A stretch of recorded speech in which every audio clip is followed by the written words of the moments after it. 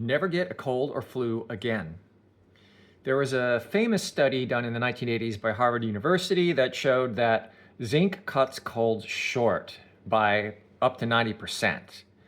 So you don't have to go through all the symptoms of your typical cold, which runs 10 days.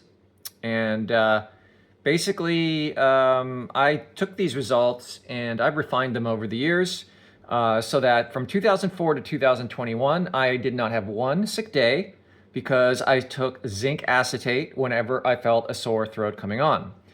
Now, when the first symptoms hit, you have about an 8-hour window, and that's the time when the virus is multiplying at its fastest rate. So basically, I would take a zinc under my tongue, let it dissolve, takes about 20 minutes, and I would do that every 2 hours for the next 6 hours. And by that point, my sore throat was gone. And zinc acetate actually is the most potent of all the zinc compounds because it ionizes completely.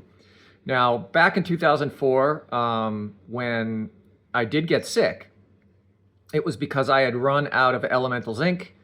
I don't remember what compound it was, but it worked. And a friend picked up some zinc from the local pharmacy, but it didn't work. My sore throat got worse. And what I found was that this compound of zinc does not ionize at all. Therefore, it was totally ineffective about the virus. And I got all the symptoms and was sick for 10 days, roughly.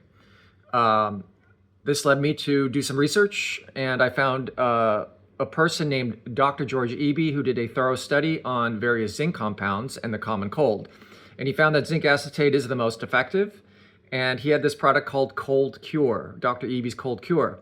So I bought a whole jar of this, and it lasted several years, and then my supply was running low, and I found that I could not find this product on the market anymore. In fact, it was really hard to find zinc acetate at all. So I actually ended up finding Eby, Dr. Eby, on through an email, and I asked him if he knew about any overstock or some supply, and he actually wrote back and he said that he had been ruined reputationally, and he had left the US, and he was pretty disgusted by what had happened. And I was pretty surprised at that point myself, because I thought this guy's a hero. He's figured out how to impact the multi-billion-dollar common cold and flu industry. But that was why he was ruined. You don't mess with big pharma. And I actually told him I would testify on his behalf if the case were ever reopened, but he said he is not heading back to the U.S., has no plans. So unfortunately, this is actually something that's happened to a number of modern day heroes that might threaten big business or big pharma. It's something I talk about in one of the chapters in my book on Substack. The link is below. But at any rate, I would say that from 2004 to 2021, not one sick day. I did finally have my beautiful 17-year track record ended by getting a 4-day bout of COVID, which felt like a mild flu.